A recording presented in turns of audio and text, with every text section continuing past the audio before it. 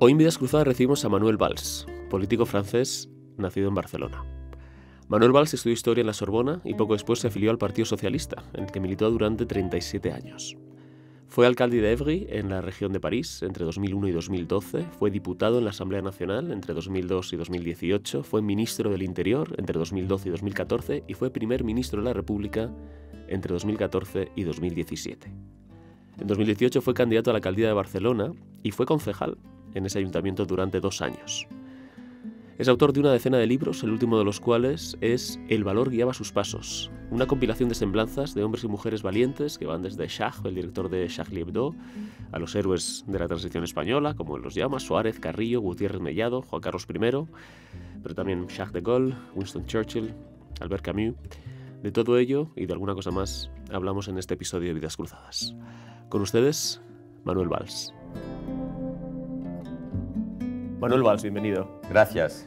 Muchísimas gracias a ti por estar con nosotros. Has escrito un libro, El valor guiaba sus pasos, sobre una serie de personajes valientes de la historia. Evidentemente haces un elogio del valor como una virtud personal y política. Y quería preguntarte si tu aversión a la cobardía es proporcional a tu admiración por el valor. Claro, porque precisamente el valor o la valentía es no quebrarse ante la fuerza y no aullar con los lobos. Es ir en contra del movimiento natural de la cobardía individual o colectiva. El valor, el coraje, no son el valor y el coraje físico, por supuesto. Existe resistir, no sé, a la tortura.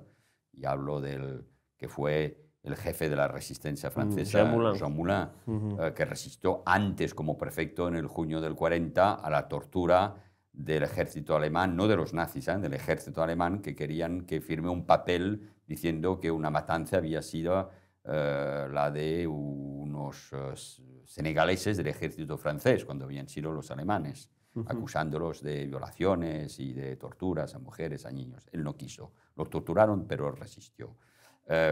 Existe, claro, este coraje físico. Y además el valor es tener miedo, ¿no? Es entender lo que es el dolor. Pero, por supuesto, es el contrario de la cobardía. Bueno, el valor, la valentía...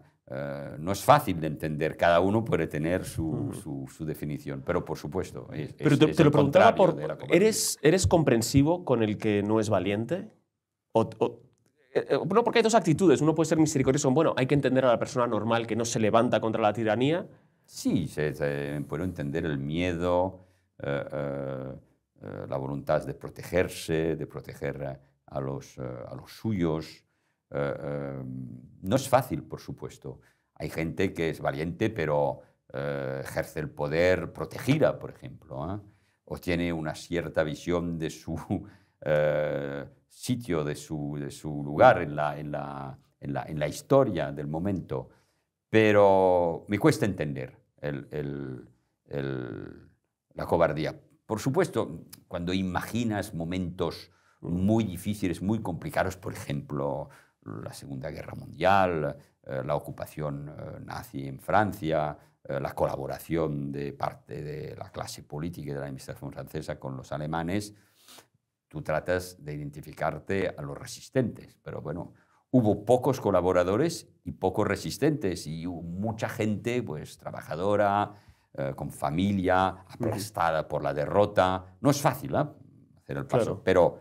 Pero yo siempre, equivocándome, por supuesto, pero a veces, pero siempre he tratado de hacer lo que estaba más al lado de mis valores y de lo que pensaba como actitud con valor y con coraje.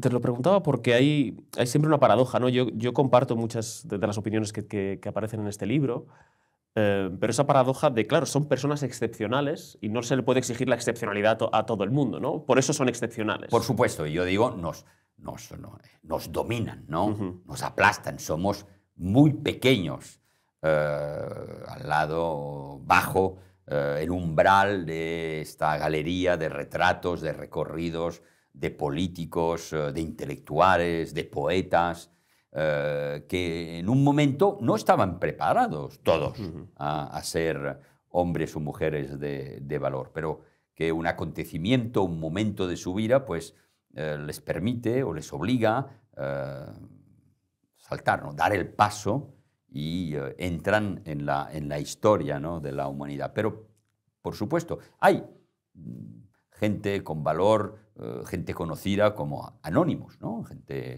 cara, por ejemplo, no sé, durante la Guerra Mundial hubo en Francia gente que salvó a judíos, ¿no? Un gesto, ¿no? Esconder a una familia, a unos niños, acogerlos, darles de comer, y son justos delante de la historia. Y ellos mismos no pensaban ser héroes, y son héroes anónimos. Y ahora tienen en Jerusalén este camino de los justos. Es decir, que hay formas diferentes de ser. Pensamos en Churchill, en De Gaulle. No tiene por qué ser un líder político, pero no un líder tiene que de ser masas. un líder político.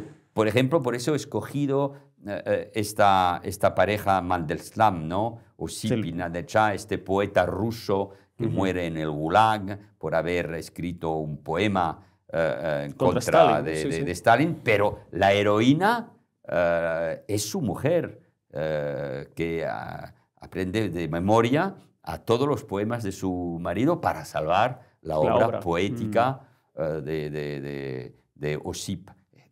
Es otra forma, ¿no? De resistencia. De resistencia.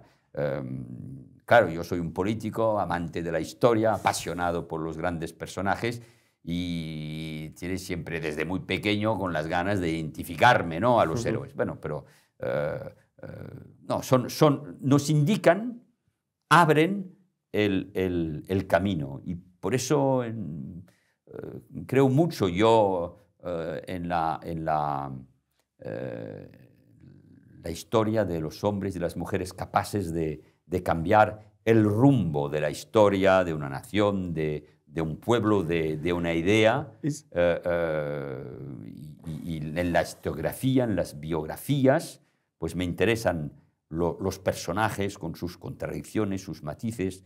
No hay un hombre o una mujer perfecto, por supuesto, hay muchas contradicciones, pero que al final no se equivocan en el momento más importante de su vida. Esta creencia en la agencia, en la influencia, en la capacidad de cambiar el rumbo de las cosas de una sola persona, luego lo podemos hablar, pero antes fuera de micrófono hablábamos de cómo ha cambiado esa tendencia, ¿no? en la historiografía. Pero primero me interesaría hablar también del reverso oscuro, ¿no? Que es que una sola mujer pueden también hacer grandes males, ¿no? Claro. Y sería interesante, ¿no? Estaba yo pensando mientras leía el libro, digo, ¿cuál sería la inversa, ¿no? Los hombres singulares que han hecho tanto mal. ¿Eso también te preocupa al observar incluso la política actual, la historia actual? Claro, y puede haber hombres... Pienso en Putin, por ejemplo, ¿no? Es decir, como una sola persona... Puede haber un hombre con coraje que hace mucho daño. Yo cito en la introducción, a través de una reflexión sobre la historia, ¿no? Y lo que acabamos de decir. Cito a un último libro de Jan Kershaw, gran historiador, especialista de Hitler y del nazismo, que también ha hecho un libro, otra dimensión, sobre 12 personajes europeos del siglo XX, que han cambiado la historia. Y eso va en tu sentido, ¿no? Empieza por Lenin, Stalin, Mussolini, Hitler, es decir, dictadores que cambian la historia. No hay revolución soviética, no hay el golpe de octubre del 17 sin Lenin. No hay fascismo italiano sin la fuerza, la violencia. Hay un libro fantástico, una novela histórica de Scurati sobre M. Mussolini, increíble, explica muy bien la fuerza, la violencia de Benito Mussolini. Y que su éxito es inseparable de su personalidad, ¿no? Exactamente, y de la historia del fascismo italiano. Y él cree que no hay victoria de los nazis sin Hitler. No hay. Y aquí el líder,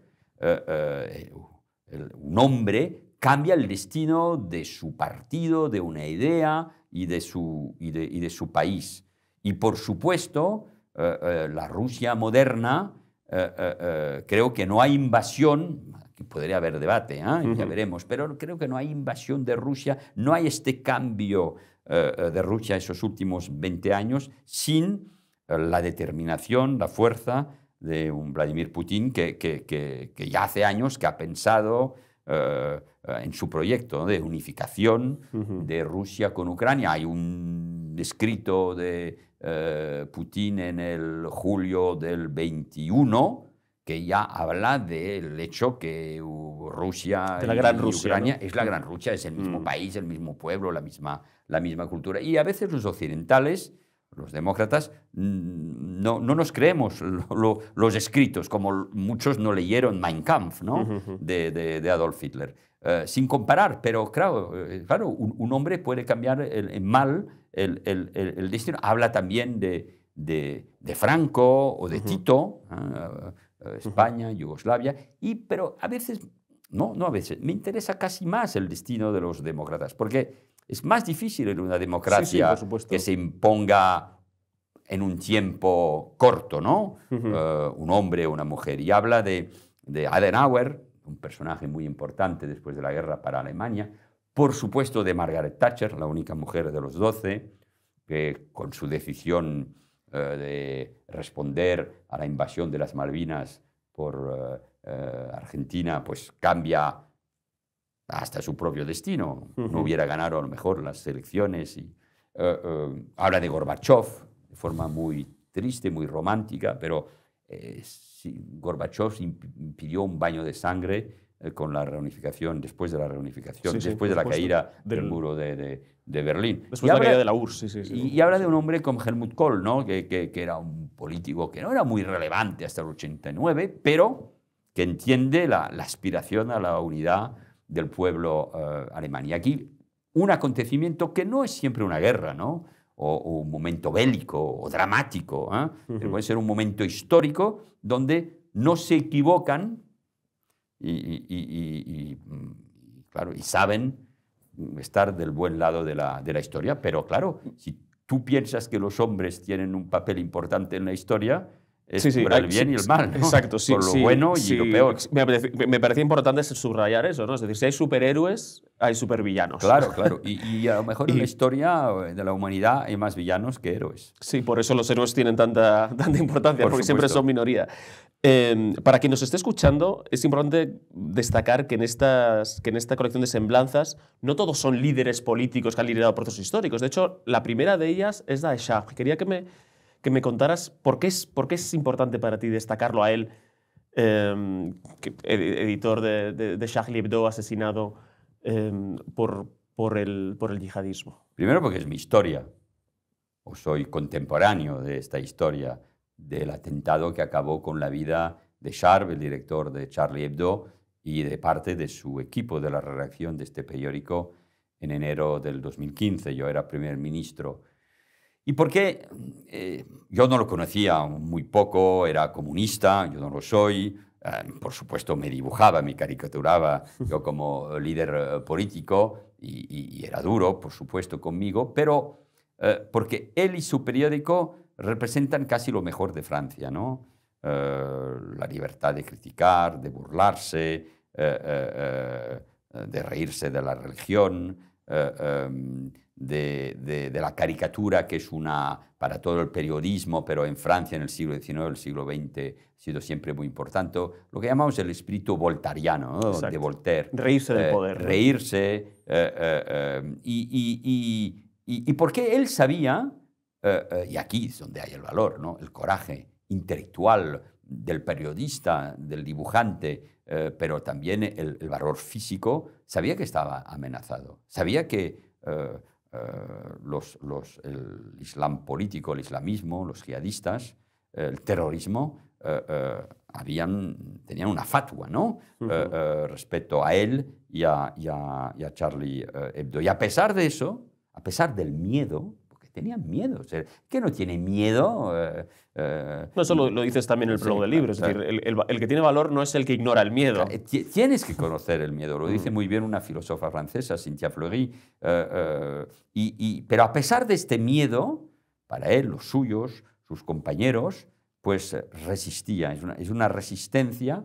Y además, en el debate de hoy en Francia y creo en Europa, en el mundo, sobre el auge del antisemitismo que viene del mundo árabe musulmán, del islamismo, que odia, su base es el odio a los judíos, pero a los cristianos, al occidente y a la democracia en general, estamos en el mismo debate. Es decir, él deja un libro post-mortem que critica la palabra islamofobia, que dice que es una palabra que ha sido utilizada por el régimen iraní para impedir toda crítica del Islam como del islamismo, y representa esta izquierda que no acepta dar la espalda a los valores universales, a la idea muy bonita de la Revolución Francesa, es decir, la de hombres libres e iguales, y que no acepta que parte de la izquierda se une a un proyecto político, es el del islamismo, que va en contra de todos los valores universales, de la igualdad hombre-mujer y de la democracia liberal. Y su muerte, la de sus compañeros que yo conocía, claro, para mí ha sido un momento tremendo de mi existencia, no solamente política, pero de mi vida. Y lo vinculo a otro personaje, al segundo capítulo, que es Sebastián Castillón, un teólogo protestante que se enfrentó a Calvino, la Ginebra del siglo XVI, cuando Calvino hace matar a un español, aragonés, Servet, un médico perseguido por los católicos y los protestantes como herético por tener otra teoría sobre la Santa Trinidad, y él dice esa frase que está en el libro como una de las 3 citaciones que me parecen importantes, que es que matar a un hombre no es defender una doctrina, es matar a un hombre. Y hay 2 personajes que separan varios siglos, y un comunista y un teólogo protestante, y en situaciones diferentes, pero es la misma idea. No podemos aceptar que se mate a un hombre por una idea. Y este mensaje universal, humanista, y hay una biografía muy bonita de Castelló por Stefan Zweig, es un mensaje que yo pienso que es siempre muy moderno, y hay textos de Castillón que son tan modernos como los de Sharp. Has citado a Stefan Zweig. Es evidente y aparece citado, no sé si en tu introducción o en el prólogo que hace Cayetano Álvarez de Toledo, o en los dos quizá, que hay una reminiscencia de Zweig, ¿no? De esas pequeñas biografías. Bueno, algunas son tan pequeñas, ¿no? La de Fouché es más larga, pero bueno, la de María Antonieta, que es sí, sí. Tiene varias biografías. ¿Tú te has mirado en ese espejo también de un personaje cuya vida es un símbolo europeo, ¿no? Es decir, lo que sí, es uno de esos grandes intelectuales judíos integrados en la sociedad austríaca, y que vive 2 veces en su existencia la caída del mundo, de una civilización europea. La del imperio húngaro, la de la capital del mundo, que era Viena, y todo eso se hunde con la derrota del 1918, de este imperio que se deshace. Y es toda su cultura del imperio, pero también de una cultura judía, y todo eso va desapareciendo. Y se hunde otra vez con la victoria del nazismo en Alemania y después en Austria, y él tiene que huir y exiliarse. Y escribe 2 libros sobre 2 vencidos de la historia, como él. Es un juego de espejos, Erasmo y Castillón. Frente Erasmo a Luther, y Erasmo es Zweig y Luther es Hitler, igual con Castelló es Zweig frente a Calvino, que es el nazismo, o es más bien la violencia, ¿no? del poder y de la ideología. A Zweig y acabará suicidándose porque piensa que ha perdido, ¿no? Claro. Le gustan los vencidos de la historia, ¿no? María Stuart, María Antonieta, Erasmo, Castillón, Cicerón. Pero él dice, bueno, al final esos personajes ganarán, ¿no? Sus ideas son más fuertes que los otros. Y por eso recuerdo también lo que decía Miguel de Unamuno en Salamanca, ¿no? En Salamanca, sí, diciendo, pues, no, venceréis, pero no convenceréis, ¿no? Claro, claro. Sí. La fuerza brutal vence un momento, pero no podéis convencer. No podéis convencer. Y yo creo que eso es verdad. No, yo no tengo ganas de perder. Y es verdad que muchas veces la violencia, imagino lo que podía ser para mucha gente ver ganar el fascismo en Italia, el nazismo en Alemania, el franquismo en España, el comunismo, el stalinismo en parte del mundo y, por supuesto, en Rusia. Tenía la impresión que la democracia no ganaba. Al final sí que ganan, al final. Y este mensaje de libertad, de democracia, de separación de poderes, de respeto del ser humano, que es lo más importante, pues, y por eso esos personajes políticos e intelectuales son muy importantes. Para mí, hablamos de Camus, sí, pues el famoso debate en los años 50 en Francia, no solamente en Francia, entre Sartre y Camus, pues Camus tenía razón. Es decir, que de denunciar los campos de concentración en URSS, de recordar la China de Mao, claro. La China de Mao, de recordar lo que era el hombre. Hay una siempre en un libro de Camus que de una cierta forma es un resumen de nuestro debate en su libro Los Justos. Así es, una obra de teatro. Una obra de teatro, sí. Cuando plantea lo que es la violencia terrorista y podríamos recordar lo que era el terrorismo, por supuesto, ruso del siglo XIX. Sí, hay un diálogo fundamental, ¿no? Muy importante. Hay este intercambio entre dos terroristas revolucionarios rusos del siglo XIX, Kalyayev y Stepan, sobre un atentado que podría matar a inocentes, en este caso niños. Y Kalyayev dice, matar niños es deshonroso, y si un día, si sigo vivo, la revolución se separa del honor, me apartaría de ella. Y Stepan le contesta, el honor es un lujo reservado a los que tienen carruajes. Y Kalyayev le responde de forma contundente, no, es el honor, la última riqueza de los pobres. Pues ese humanismo, el de Erasmo, el de Castellón, el de Camus, no es buenismo, no es ser naif. Camus fue resistente. Sartre no. Camus fue resistente frente a los alemanes y sabe que la violencia legítima a veces es necesaria. Pero como humanista, recordando cuál es el destino del hombre, que sabe que un día va a morir, ¿no? Y por eso tiene también que respetar la vida, no hay ninguna ideología que puede aceptar que maten en un atentado a niños. ¿Por qué sientes que es necesario recordar estas biografías, estos personajes en este momento? Yo escribí este libro en el 2021-2022, lo publicaron ahora en Francia en marzo, y estoy muy contento de esta edición española en esa muy bonita... En Funambulista, ¿no? Preciosa, sí. Editorial que es Funambulista, y con personajes españoles de los cuales vamos a hablar.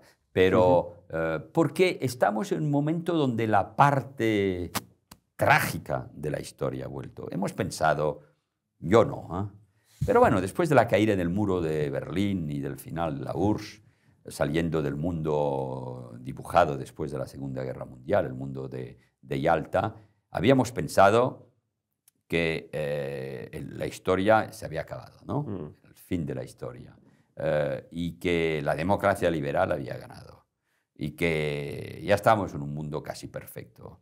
Bueno, la crisis económica de los años 2000, el siglo que se abre con los atentados del 11 de septiembre en Nueva York y Washington, el auge del islamismo, el populismo de derechas o de izquierdas, la crítica a una democracia liberal que se considera como pues muy fatigada, muy cansada, Todo eso hace que la historia nunca se acaba y que la tragedia siempre está presente en la historia de la humanidad.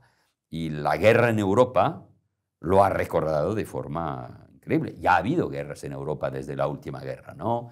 Pienso en la guerra de la ex Yugoslavia. Claro. Pero aquí, claro, la invasión de un país democrático como Ucrania por un régimen totalitario como el de Rusia, como el de Putin, ha cambiado las cosas. Nos ha obligado a involucrarnos de forma indirecta o directa en este conflicto. Hay hombres y mujeres que mueren para proteger a su patria, pero que mueren también para proteger a nuestra libertad.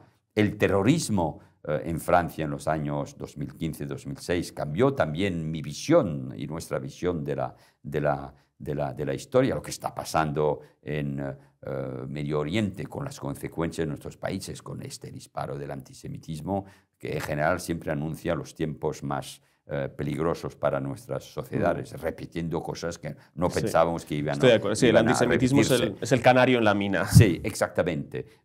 Y claro, eso nos obliga a buscar, ¿no?, la fuerza en estos personajes, esta fuerza del valor para resistir y para decir, no, aquí nos jugamos la defensa de un espacio, que es un espacio, es una civilización que es la democracia, la libertad, el Estado de Derecho, la separación de poderes, la igualdad hombre-mujer, la economía de mercado, el Estado social, la cultura, porque nosotros en Praga, en Madrid, en París, en Milán vivimos de la misma forma, con matices, con idiomas diferentes, con referencias históricas o culturales que no son las mismas, pero a pesar de todo es la misma cultura. La de Stefan Zweig, ¿no?, la de Camus, la de Cercas o de Mario Vargas Llosa, ¿no? Es decir, de vivir en este espacio y eso merece que salgamos un poco de esta crítica de la democracia que sería aburrida. No, el mundo no es aburrido y tenemos unos retos que nos obligan a ser valientes y a recordar cuáles son los valores que nos unen. Hay otro tema que a mí especialmente me interesa, que tú como socialdemócrata y militante hasta hace poco del Partido Socialista francés, ¿no? 2017. 2017, bueno, un año clave. Hace ya 6 años. Para España, y hay un problema particular que tiene la izquierda, tanto en la defensa de los valores liberales. Es decir, parece que ya es imposible que exista una izquierda liberal, por lo menos en España. Parece que hay una izquierda muy volcada al populismo. Parece que defender el Estado de Derecho, defender la separación de poderes es de derechas, ¿no? Cuando, como sucede con el honor en los personajes de Camus, también es la defensa de los pobres, ¿no? Y también una fuerte vertiente, y esto lo hemos visto ahora en Medio Oriente, como decías, muy antioccidentalista, ¿no? Es decir, ¿qué le ha ocurrido a la izquierda, según tu diagnóstico, para caer tanto en ese antioccidentalismo de renunciar incluso a lo que dio lugar a la izquierda? Es decir, los valores de la Ilustración, de la igualdad, que tú has señalado. El propio Marx incluso se puede entender como un desarrollo de esos valores de la Ilustración, la emancipación del individuo, etc., ¿no? Incluso renegar de personajes tan importantes como muchos de los que señalas aquí. Yo he vuelto a primera fila en la vida política francesa esas últimas semanas porque mucha gente, y lo siento, se recuerda que un poco en solitario, como líder de la socialdemocracia francesa, advertí de los riesgos del antisemitismo vinculado al mundo árabe musulmán, de lo que estaba pasando en las comunidades musulmanas o de la inmigración en Europa con el islamismo, y hablando del hecho que había dos izquierdas irreconciliables, porque una parte de la izquierda o una izquierda se alejaban de esos valores liberales y universales. Yo había escrito en el 2014, o había dicho en un discurso delante de mi partido de aquel entonces, el Partido Socialista Francés, que la izquierda podía morir. Lo había previsto, y al pasar todo eso, pues me van a buscar, ¿no? Oiga, usted tenía razón. Bueno, me hubiera gustado equivocarme, pero es todo lo que está pasando. Y aquí hay una gran responsabilidad de la izquierda en lo que está pasando en Europa y en Estados Unidos. la izquierda socialdemócrata, reformista, ganó, ¿no?, su enfrentamiento con la otra izquierda, que era la izquierda comunista, ¿no?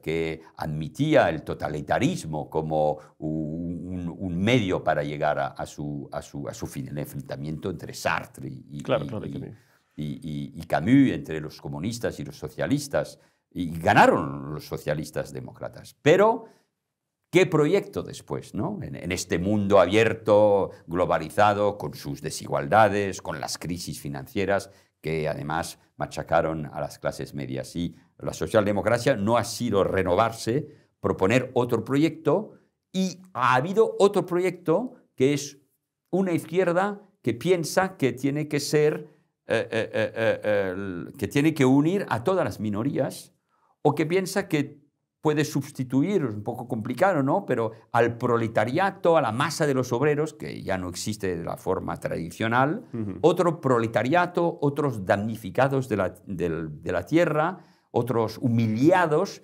que son la suma de la inmigración, de los musulmanes en el mundo y de las minorías. ¿Ves? El mundo entre opresores y víctimas.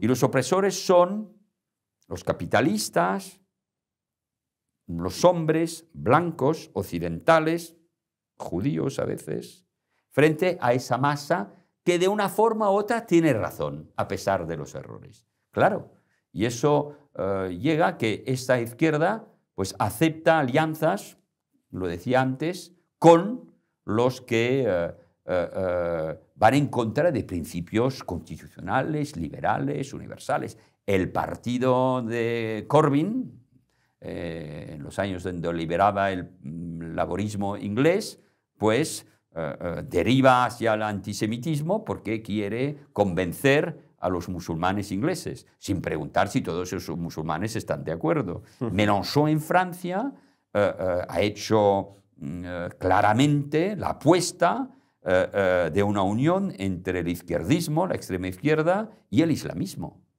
Lo que Taïeb, un intelectual francés, y yo fui el primero como político a decirle, es lo que se llamaba el islamismo izquierdismo, el islamogauchisme en francés. En Estados Unidos es todo ese movimiento woke y de la cancel cultura que va por este camino de sumar a las minorías, y sumar a las minorías es ir contra el universalismo. Y es muy extraño que cuando el término de raza fue introducido en el debate político al final del siglo XIX, principios del siglo XX, y lleva a lo peor, es decir, al nazismo, hoy sea la izquierda que determine al debate en función del color de la piel o de los orígenes. Y eso lleva a unas derivas tremendas. Sustituye la lucha de clases con la lucha de razas. Y esto me parece un giro que va en contra de todos los valores universales y liberales. Por eso yo me defino como un republicano francés, liberal, que alaba la libertad, la igualdad, el hecho que los hombres son libres e iguales, el laicismo, pues,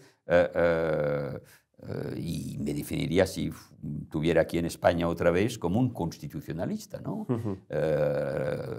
Con la referencia a la Constitución del 78, que es una gran constitución moderna. Y aquí en Logias también tienen un capítulo dedicado quienes hicieron esa transición, por supuesto. Esa transición, ¿no? Pero Suárez, Fernández lo que quiero decir es que y aquí en España la izquierda, una parte de la izquierda, los partidos, que sea sobre el feminismo, la alianza con los nacionalistas catalanes o vascos, con una crítica, pienso por supuesto en Podemos, en esa respecto a la Constitución del 78, lo que llaman el régimen de forma despreciativa del régimen del 78, pues también se están cargando a esos principios universales que unen a un Estado-nación como España, que es uno de los más antiguos de Europa, con Inglaterra y con Francia. Y creo que hay una crisis muy importante intelectual, ideológica, de la izquierda mundial y se ve sobre todo en el mundo universitario, cultural,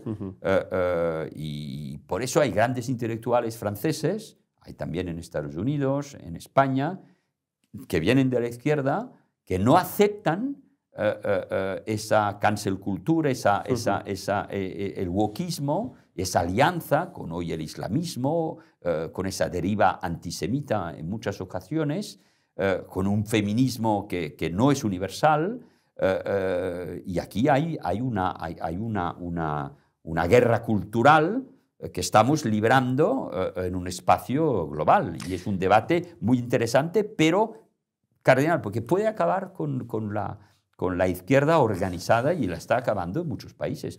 Eso explica lo que es el Partido Socialista en Francia, por ejemplo, irrelevante. Has hablado de la cultura de la cancelación, del wokismo, y quería preguntarte por un personaje, se me ha ocurrido, que es Winston Churchill, que aparece aquí reseñado, cuyas estatuas han sido vandalizadas en muchas partes del mundo, ¿no? Hay una parte también de este antioccidentalismo, como yo lo digo, de esta izquierda, que también reniega, ¿no?, de los que también pueden ser sus héroes, sobre todo en términos de enfrentarse al nazismo, que tiende a la simplificación, ¿no? Es decir, uno podría pensar, no, bueno, pero es que esto no es que sea una simplificación. Esto relata las grandes obras de hombres que son muy complejos y que tienen otras vertientes. ¿Tú adviertes también que lo que se destaque de Churchill sean sus palabras durante la Primera Guerra Mundial sobre una población indígena, que lo que se destaque de Jefferson es que tuviera esclavos, ¿no? También nos hemos centrado... Sí, bueno, hay una... Es importante decirlo, no digo que no, pero claro. No es por lo que está pasando en la historia. Hay toda una escuela histórica, universitaria, que mira al pasado con con las gafas del presente. Con las gafas de hoy, del presente, que es absurdo. Y lo ves por todas partes. Porque como es un movimiento que viene de Estados Unidos, cuando era joven se hablaba del imperialismo cultural americano. Y hemos olvidado que, claro, a través de los medios de comunicación, el cine, la literatura y, por supuesto, la universidad, América tiene del norte, Estados Unidos tienen una potencia increíble. Y ves que este movimiento viene del mundo universitario, cultural, lo ves en el cine, en las series de Netflix o de HBO, ves la fuerza, pero que toca también América Latina, y ves este movimiento que pues, nos pide mirar, no sé, a Cristóbal Colón, a Hernán Cortés, a Pizarro, a Jefferson, con las gafas de hoy, lo que es absurdo. No quiero decir que, por supuesto, los historiadores pueden mirar los errores, lo que pasó, las crías. Recuerdo, por ejemplo, como Carlos V estaba horrorizado por lo que hacían los conquistadores españoles en América, y él, como hombre, como un humanista, no lo soportaba. Pero no puedes mirar toda la historia así. Y un hombre como Churchill, que representó el mundo libre, que fue un hombre muy importante, a lo mejor el hombre más importante del siglo XX, cuando lo miras, pues no puedes acusarlo, borrar limitarlo su a huella, eso, limitarlo a eso. Eso no tiene ningún sentido. Sobre todo es para imponer, no es para hacer un trabajo histórico necesario, pero es para imponer hoy una ideología que es la de la cultura de la cancelación, que te lleva a unas barbaridades y sobre todo a una cosa absurda. Hay algo de lo que fue el comunismo, del maoísmo, ¿no? De los guardias rojos, ¿no? De revolución cultural, de borrar el pasado. De la revolución cultural, de borrar el pasado, y eso lleva a lo peor, ¿no? Y lleva, por ejemplo, eso está en la actualidad, es que una filósofa americana explica, no sé, por ejemplo, el Hamas es un movimiento de izquierdas porque es un movimiento anticapitalista. Eso yo no lo veía tan claro, pero bueno, lo descubro. Y es una organización fue Judith Butler, ¿no? que persigue a los homosexuales, a los gays en Gaza, que se refugian en Tel Aviv para escapar a la muerte, ¿no? O que esconde bajo el velo a las mujeres, o que va en contra de todos los principios democráticos. Es más importante ser antiimperialista, antiamericano, que demócrata, ¿no? Sí, en estos casos. Y siempre estar al lado de lo que ellos definen como las víctimas, Y estas víctimas, pues al final les perdonas todo lo que hacen porque son víctimas. Son víctimas de un sistema que es el sistema capitalista y de los hombres blancos, que por imperialismo occidental. Por razón, por principio, son racistas porque son blancos, lo que además, a nivel de la historia, como si solo hubieran racistas del lado blanco. Sí. No tiene ninguna... No, la excepción histórica son los pueblos que no tenían esclavos, por ejemplo. Claro, ¿no? Es una barbaridad, es un nuevo totalitarismo, pero que por la primera vez de la historia tiene una fuerza increíble en el mundo universitario y cultural, claro, y pone, en Europa no pasa, pero en Estados Unidos ya es muy difícil enseñar, ¿no? Transmitir parte de la historia porque te cancelan. Y además son carreras de profesores, de universitarios, que en general el debate universitario es la contradicción, ¿no? Claro. Es lo bonito de la universidad. No, ya no pueden. Como en Francia, en ciertas escuelas, por la presión del islamismo, es difícil transmitir la historia del holocausto de los judíos o hablar de la esclavitud, que fue una cosa espantosa, pero que todo el mundo ha reconocido, ¿no? Pero también puedes hablar que la esclavitud empezó con los árabes, que también había a pueblos africanos que vendían a otros. Es decir, que la historia es compleja. No puede ser solo los buenos, los malos, los que dominan y las víctimas. Y tenemos que ir con mucho cuidado porque eso nace no en las dictaduras, pero en nuestras propias democracias, y ahí donde tendríamos que transmitir unos valores, es decir, la escuela y la universidad. Eso me preocupa mucho. Estamos dando vueltas a este concepto que viene de Marcuse, si no me equivoco, que es el que se da cuenta, sobre todo en Estados Unidos, donde percibe que no hay una cultura de izquierdas y donde los sindicatos ya prácticamente no existen, que el debate, como decías, tiene que ser entre opresores y oprimidos, no entre obreros y patrones, ¿no? Y eso nutre mucho el 68 francés. Y entonces me interesaba hablar también de la figura de Gaulle, que es un héroe de la resistencia y a la vez un villano, ¿no? del 68ismo. Y quería preguntarte por qué lo reivindicas, cómo lo reivindicas, cómo está ahora esa figura considerada en Francia, y que nos hablaras un poco de por qué es un hombre admirable y que debemos admirar. Bueno, siempre una gran figura en Francia, porque, por una razón, porque es...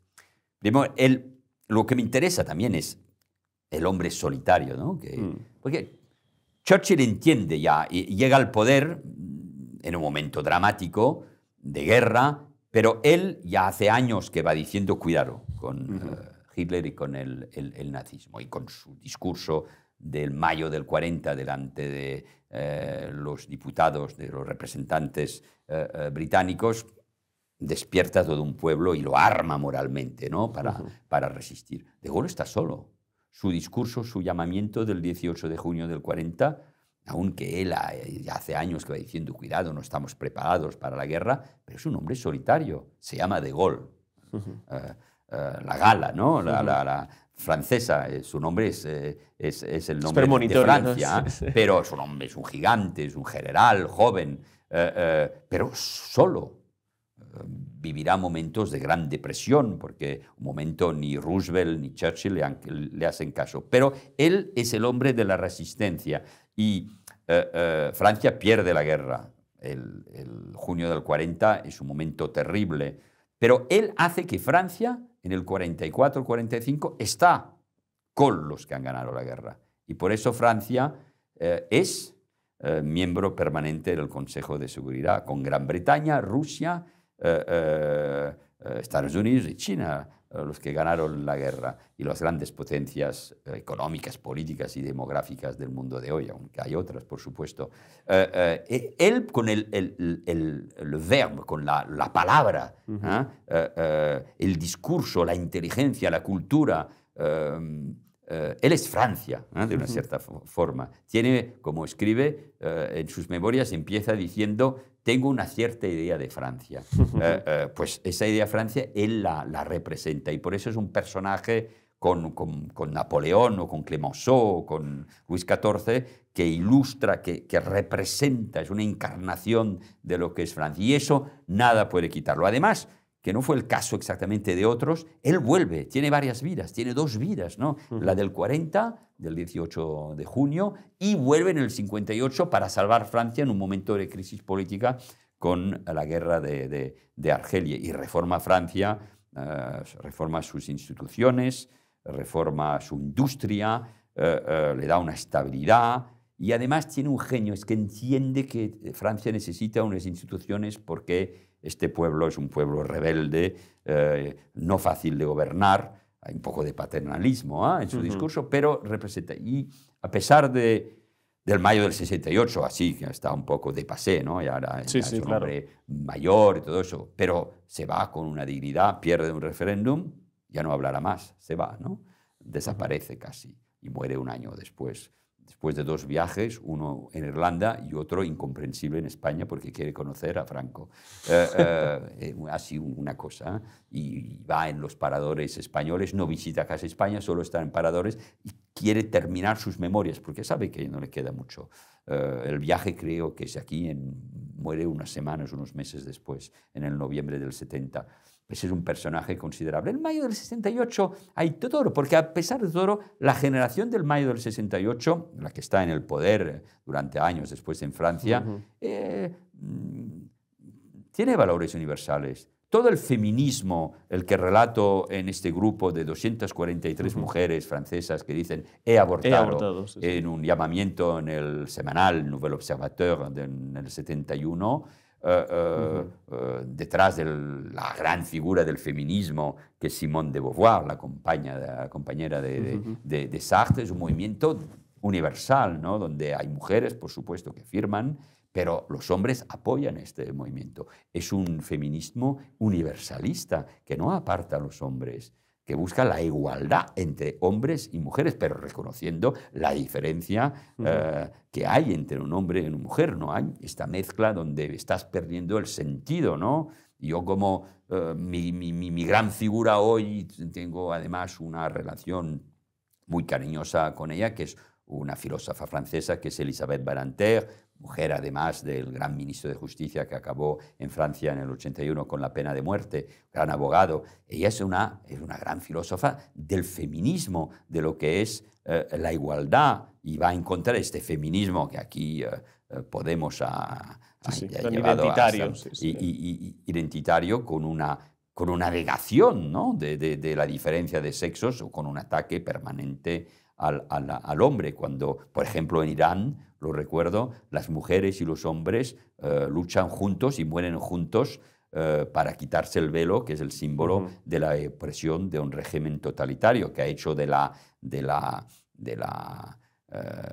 lucha contra las mujeres su tótem, ¿no? Su símbolo, su forma de ejercer de forma represiva el poder. Y yo veo todo un feminismo que acepta el velo, que no critica al régimen iraní que reprime a las mujeres y que va a buscar la alianza con el islamismo cuando el islamismo es la negación de la mujer. Veo que vuelves muy recurrentemente a la cuestión del islamismo. Entiendo que, claro, esto en Francia es una preocupación mucho mayor que en España, porque hay una población mucho más abundante, ¿no? Musulmana. Pero ¿crees que el Islam radical, por supuesto, representa realmente un peligro para Occidente y para los valores occidentales, sobre todo por esa alianza? Me preocupan todos los movimientos que van en contra de la democracia y los valores universales, que sean de extrema izquierda o de extrema derecha. Me preocupan, estaba en Kiev hace unas semanas, me preocupa una posible victoria de Trump para Estados Unidos, por supuesto, pero también para el equilibrio del mundo y para el apoyo de Estados Unidos a Ucrania. Y me preocupan, por supuesto, todos los movimientos bolivarianos que hoy en América Latina van en contra de la democracia. Estamos hoy en no una división caricatural, pero bueno, entre las democracias liberales y formas de totalitarismo y populismo. Dentro de eso me preocupa, sí, porque el Islam son 1.500 millones o más de personas en el mundo, con países muy diferentes. En África, Medio Oriente, por supuesto, los países del Golfo, y hay grandes países donde hay población musulmana muy importante, Indonesia, ¿Dónde más? ¿No? Sí, sí. Pakistán, India, con también tensiones muy importantes. Tensiones identitarias en India, por ejemplo. Sí, sí. De los En cuales, Cachemira, ¿no? En Cachemira, y donde el primer ministro y los hinduistas están jugando contra los musulmanes. Pues hay situación. Birmania, con China, con los Uyghur. con los Uyghur y esas minorías hoy perseguidas. Pues es decir que... pero me preocupa porque hay una confrontación dentro del Islam en general y del Islam sunita en Europa y en el Medio Oriente y en el Magreb, una confrontación que no se ha acabado. Es decir, que hay una lucha para liderar el Islam. Pero ¿cuál es la labor de los...? Es decir, Francia, por ejemplo, un país... tú dices en el prólogo, yo no tengo una gota de francés y sin embargo soy un republicano francés, ¿no? Y eso es algo que se ve también en estas... Bueno, las primeras democracias, ¿no? En Francia, en Estados Unidos, donde la aceptación de los valores constitucionales o del marco constitucional es lo que te da la ciudadanía, no la sangre, ¿no? Bien, pero ¿cómo se trabaja con la asimilación? Es decir, una democracia liberal tiene ese problema de cómo se maneja con el multiculturalismo, es decir, fuerza la asimilación, acepta la diversidad, pero claro, ¿hasta qué punto la diversidad no es... No, pero yo soy un producto de la asimilación, pero la asimilación no es borrar tus orígenes, tu familia, tus referentes culturales. Yo me considero como asimilado, es decir, ni una gota de sangre francés, un padre catalán, una madre suiza italiana, nací en Barcelona, nacionalizado francés cuando tenía 20 años y producto de la escuela pública, y absolutamente asimilado por la política, además. Bueno, has llegado nada menos que a primer ministro. Hace que Francia pues, puede ser, sin una gota de sangre francés, y primer ministro o más. Mi ministra de la Educación, que fue la primera mujer ministra de la Educación de la historia de la República Francesa, fíjate, en el 2014, se llamaba Najat, es una franco-marroquí. Antes Sarkozy había nombrado como ministra de la Justicia igual a Rashida Dati, una franco-marroquí. El propio Sarkozy es húngaro de origen, ¿no? El mismo Sarkozy tiene orígenes húngaros y rasgos judíos. Es decir, eso es Francia. Claro. Pero Sarkozy, yo o estas mujeres compartimos los mismos valores. Es decir, que podemos tener nuestras culturas. Yo hablar catalán con mi mujer, con mis padres, con mi hermana, leer español, catalán, lo que sea, pero compartir un idioma, una historia, una cultura, unos valores. Y el islamismo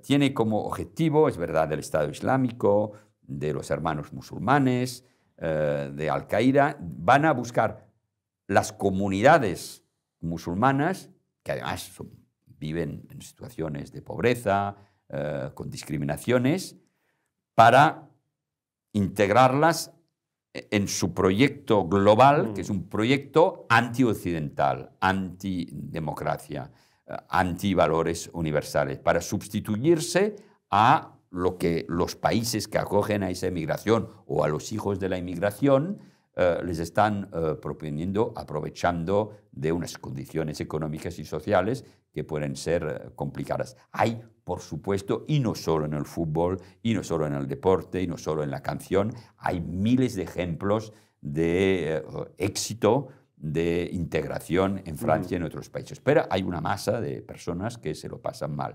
Y el islamismo propone a esa juventud, pues, una respuesta identitaria. Tú eres musulmán, los otros no te quieren, tú no puedes querer eso, y claro, los más extremos pues se van a Siria, se van a Irak. Pero hay algo que debe explicar que estos jóvenes abracen la identidad musulmana por encima de la identidad francesa. Sí, claro. ¿Y por qué no pasa en el Reino Unido? En el Reino Unido también hay una gran población musulmana, pero es una cuestión urbanística. Bueno, primero, yo creo que ha habido un fracaso del sistema comunitario británico como del sistema republicano francés. No es verdad, en Inglaterra los atentados del 2005 en Londres fueron perpetrados por chicos, jóvenes, hombres de segunda generación, de segunda generación y de clases medias. Estoy muy preocupado hoy por lo que pasa en Inglaterra con grandes manifestaciones en favor del Hamas, no de la causa palestina. Estoy preocupado por el debate que hay en el Partido Británico otra vez sobre ese tema. Es decir, que el choque de civilización y casi de modernidad o no que hay en Islam a nivel global se repercuta, por supuesto, en Europa, que además para los hermanos musulmanes es el objetivo más importante. Y por eso nosotros tenemos que proteger a los musulmanes, ayudarlos en esta lucha, que ellos sean claros también en su definición. Además, el Islam sunita no está organizado como una iglesia, ¿no? Claro, como la iglesia católica. No hay un papa, no hay obispos, no hay una organización. Y además, en las redes, lo que se llama el imán Google, ¿no? Es más importante que a veces el rector de la mezquita o el imán. ¿Y crees que el reto Es un reto muy importante hoy en el mundo, y tenemos que entender que aquí Europa es un terreno de lucha? Y lo digo a un medio español, recordando que había habido atentados, y que, por ejemplo, los atentados de Barcelona fueron cometidos por chicos que lo demuestran las grabaciones, mientras les explotó la bomba que estaban fabricando en un almacén al lado de Barcelona, hablaban catalán, es decir, que eran integrados. Pero, claro, a veces cada uno tiene su crisis de identidad. Pero claro. Si te proponen algo, bueno, pasó con la extrema izquierda, el terrorismo de acción directa, de las BRs en Italia, de la banda Valer, o el terrorismo identitario de ETA. Ahora, el problema es que aquí, con Islam, salimos de un país o de una región para tener una dimensión global como nunca se había tenido. Claro. En esto de las personas asimiladas o no asimiladas siempre hay un debate claro o una tensión entre no se sabe si estamos hablando de una persona radicalizada por el Islam o una islamización de la radicalidad, ¿no? Una persona que es radical, ¿no? Que quiere. Esto es interesante, pero me interesa también tu punto de vista porque, claro, quizá el reto de los liberales, los socialdemócratas, también es tener un discurso firme de defensa de los valores occidentales sin caer en el populismo de la derecha. Claro. ¿No? Eso es lo que tú encuentras más difícil en Francia y en España. No es fácil. Yo no creo mucho en el multiculturalismo porque lo veo a veces como una ideología, ¿no? Que ahora ha caído en el auge de las minorías, ¿no? Pero cada uno de nosotros tiene su identidad, su trayecto, como hombre, como mujer. Pero creo cada vez más en el ideal del universalismo, en la idea de que somos libres e iguales. Y que, claro, en un mundo globalizado, en un mundo, el planeta se ha vuelto un pueblo, donde la gente tiene la impresión o de una forma de decadencia o de perder su ser mismo, su cultura, sus raíces, pues tú puedes ser muy sensible a un discurso. Primero, que en general empieza siempre designando a un enemigo. El enemigo es el inmigrado, el musulmán, el judío, Bruselas, Madrid, el capitalismo. Siempre vas a buscar un enemigo porque aquí te sientes más fuerte y después te dicen lo que eres. Y eso hace que el nacionalismo de un país o de una región o de un pueblo pues es una respuesta. No es nuevo en la historia de la humanidad y sobre todo de esos dos últimos siglos. Y además, no solo es para la gente pobre. El nacionalismo catalán, por ejemplo, pues ha tenido una gran influencia en las clases altas y medias, en la gente a veces que tiene dinero, porque quieren separarse del resto de España y de los pobres, ¿no? Y no quieren pagar para los otros. Eso ha existido en Baviera también, o en la Italia del norte respecto a la Italia del sur. Por eso yo creo que más que nunca el nacionalismo es el odio a los otros. En cambio, el patriotismo, el de un Estado-nación, es el amor a los suyos, según la frase muy bonita del escritor francés Romain Gary. Y eso me parece muy importante. Yo soy un republicano francés patriota, muy europeo también, sé las diferencias que hay entre España y Francia, pero por eso quiero alabar la historia y hablar la historia de España, la de Carlos V, que deja el poder, la de los héroes de la democracia y la transición española. Es decir, españoles, podéis estar orgullosos de vuestra historia, sobre todo de la historia de esos 50 últimos años, que son los mejores de los 2 siglos pasados para España. ¿Crees que faltan líderes actuales, personas con valor, en general en Europa? Sí, bueno, pero eso lo dirán los historiadores mañana, ¿no? Por eso acabo el libro hablando de Zelensky, ¿no? Que en unas condiciones dramáticas, cuando era un payaso, un actor de cine, de serie, pues se revela el Churchill ucraniano, ¿no? Claro. Que decide el que no se va. Que no se va, que no acepta marcharse en un coche y en el ¿cómo se llama? En el cofre, en el maletero. En el maletero del coche y que con el móvil pues dice, no, estoy aquí y resistencia, y moviliza al ejército y al pueblo ucraniano. Espero que habrá líderes, intelectuales, políticos, gente. Por eso hablo de Charb y de los de Charlie Hebdo, o de intelectuales franceses, españoles, que saben resistir, ¿no?, a lo que está. Tú personalmente por ejemplo, un personaje como Fernando Savater ha representado, ¿no?, como intelectual, sí, claro, filósofo, la capacidad con el ya basta de movilizar a los españoles y a los españoles vascos, por supuesto, frente al terrorismo. ¿Tú te ves con ánimo de liderar un proyecto político? Bueno, yo tengo... Es difícil volver a la política, pero como pienso que he tenido razón en temas muy importantes que ahora están en el corazón del debate, la tormenta del debate político en Francia, pues al menos influenciar sí, ser útil, transmitir ideas, pelear. Yo creo que no son tiempos para ser solo observador. Hay, por supuesto, observadores, si es necesario, en una democracia política y mediática, pero cada uno su papel. Pero como actor político es el momento de estar en la trinchera, en primera fila. ¿En Francia y en España para también? Defender. No, en Francia y en Europa. He estado en Kiev, he estado en Israel esas últimas semanas.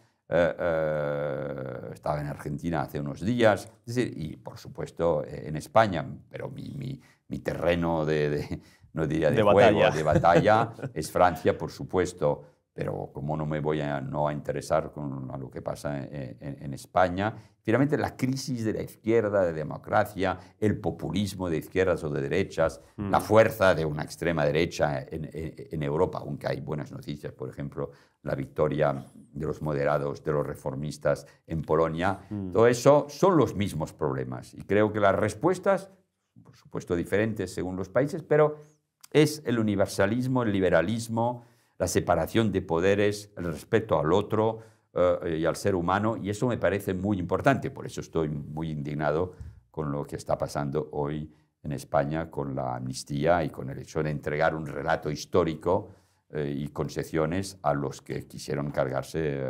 España. ¿Esto se entiende en Francia?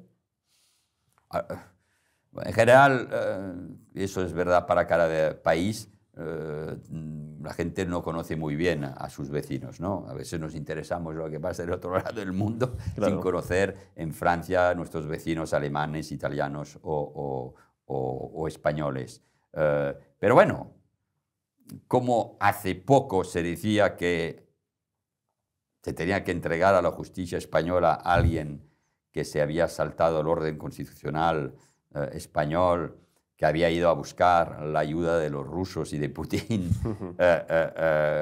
acusado de golpe de Estado, hasta de terrorismo, ¿no? Que por supuesto la amnistía no era posible. Eso es lo que se decía a Europa y que ahora se dice el contrario. Yo pienso que los europeos están un poco perdidos, por supuesto los franceses también, para entender lo que está pasando. Cada país tiene sus problemas y no es fácil mirar lo que pasa en el terreno del vecino, ¿no? ¿Y a ti, Pedro Sánchez, te parece, como se le retrata en buena parte de la prensa no afín, como bueno, pues como un hombre con valor, liderazgo y fuerza, pero... Fuerza tiene. Pero orientada no necesariamente capacidad de al bien? resistencia, indudablemente. capacidad de definir una táctica política para llegar a sus fines, sí, pero, como decía Felipe González, guardar el poder solo para tener, bueno, hacer todo eso, la amnistía, el relato histórico, comprar el relato histórico de Puigdemont desde el 11 de septiembre del 1714, que era una falacia, que no era un debate entre catalanes y españoles, era un problema de dinastía entre dos ramas que no eran españolas, además, bueno, en parte sí, pero los Borbones o los Habsburgos, no, todo eso, comprar eso, una amnistía que es inmoral, que además es una humillación para la transición, para la democracia y las instituciones españolas, y provocar un enfrentamiento con el poder judicial y entre españoles, todo eso para 7 diputados, 14, es mucho, es demasiado. Y al final tú tienes que pensar no solo en ti o en por qué conservar el poder, ¿no? Pero ¿cómo vas a quedar en la historia? ¿Cómo puede ser útil a tu país? En nombre de la convivencia en Cataluña, cuando esos dos partidos independentistas, Esquerra y Junts, sumaban 22 o 24% solo, 14 diputados, detrás del PSC, y provocas, en nombre de la convivencia en Cataluña, un enfrentamiento político, judicial y callejero en el resto de España, es grave, es peligroso. No sé cómo acabará, ¿no? pero me parece peligroso y además provocando un enfrentamiento frente a lo que sería la derecha, la extrema derecha, el fascismo. Tú gobiernas con gente con quien no compartes nada de visión sobre Europa, Ucrania o Israel. ¿Qué es lo más importante finalmente? Gobiernas en unas condiciones y al final eres rehén de las condiciones con las que has llegado al poder. Y lo puedes pagar muy caro. Tú mismo, eso no es muy importante finalmente para la gente, pero para tu propio país y las divisiones que eso provoca. Cuando yo pienso, y siempre he pensado eso esos últimos años para España, que sobre los problemas de Europa, los grandes temas de la economía, las grandes reformas, jubilación, etcétera, pensiones, energía, y por supuesto sobre el futuro institucional español, el tema de las nacionalidades, necesitas pactar con el otro partido constitucionalista. Es la lección de estas reformas, esos cambios, tienen que llevar un amplio consenso como pasó en los años de la transición. El milagro de la transición española, ¿no? Que el rey Juan Carlos, Suárez, Gutiérrez Mellado, Carrillo, Felipe González, Alfonso Guerra, los sindicatos, Taradellas, todos se unieron para lo mejor. Ese ejemplo, que se está además criticando de forma absurda, es el mejor, ¿no? Tú hablabas de Gaulle antes, pues, hay momentos que Churchill, Clemenceau, de Gaulle, los intelectuales como Camus, Malraux, tendrían que ser como los hombres de la transición referentes. Carlos V, que supo abandonar el poder cuando era importante para él. Bueno, Manuel Valls, ha sido un placer. Gracias. Terminamos con la pregunta habitual, que es pedirte que nos sugieras a alguien para invitar a este No sofá. sé si la conocéis, es una intelectual francesa, joven, más joven que yo, mucho más. Yo ya tengo mis 61 años, que es Caroline Fourest, que ha escrito unas biografías muy duras sobre Marine Le Pen, sobre el Frente Nacional, la extrema derecha francesa, que es una feminista pero universal, que lucha contra el islamismo, como lucha contra la extrema derecha, que representa una nueva izquierda republicana. Es una periodista, una intelectual, y que sobre el género, sobre la igualdad, representa, creo, una figura de izquierdas interesante para vosotros. Perfecto. Muchísimas gracias. Tomamos nota. Un placer. Gracias.